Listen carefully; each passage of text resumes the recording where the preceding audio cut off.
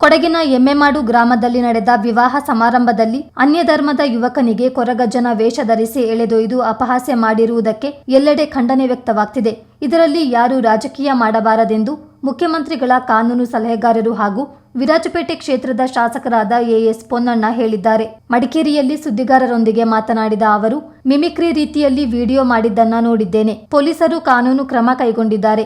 ಸಮಾಜದ ಎಲ್ಲಾ ಕಡೆ ಇಂತಹ ಕೆಲವು ವ್ಯಕ್ತಿಗಳಿರ್ತಾರೆ. ಯಾವುದೇ ಧರ್ಮ ಜಾತಿಯವರಾದರೂ ಕಾನೂನು ಕ್ರಮ ಜರುಗಿಸಲಾಗುತ್ತದೆ ಎಂದಿದ್ದಾರೆ. ನೋಡಿದೆ, ಪೊಲೀಸ್ನವರು ಕೂಡ ಕ್ರಮ ಜರುಗಿಸಿದ್ದಾರೆ. ಅವರ್ಯಾರೋ ಒಂದು ಮಿಮಿಕ್ರಿ ಥರ ಮಾಡಿರುವಂಥದ್ದನ್ನು ನೋಡಿದ್ದೀನಿ ನಾನು. ಕಾನೂನಿನಲ್ಲಿ ಏನು ಅಪರಾಧ ಇದೆ ಅದಕ್ಕೆ ಪೊಲೀಸ್ ಇಲಾಖೆಯವರು ಕ್ರಮ ಜರುಗಿಸಿದ್ದಾರೆ. ಸಾಧಾರಣವಾಗಿ ಸಮಾಜದಲ್ಲಿ ಕೆಲವು ವ್ಯಕ್ತಿಗಳು ಈ ಥರ ಇದ್ದೇ ಇರ್ತಾರೆ, ಎಲ್ಲ ಕಡೆ ಇರ್ತಾರೆ. ಅವ್ರ ಮೇಲೆ ಕ್ರಮ ಜರುಗಿಸದೇ ಇದ್ದಾಗ ಆತಂಕ ಉಂಟಾಗುತ್ತೆ ಹೊರತು ನೀವು ಅಪರಾಧ ಆದಾಗೇ ಅದನ್ನು ರಾಜಕಾರಣ ಮಾಡೋದು ಕೂಡ ಸರಿಯಲ್ಲ. ಈಗ ಆಗಿದ ತಕ್ಷಣ ಕ್ರಮ ಜರುಗಿಸಿದೆ.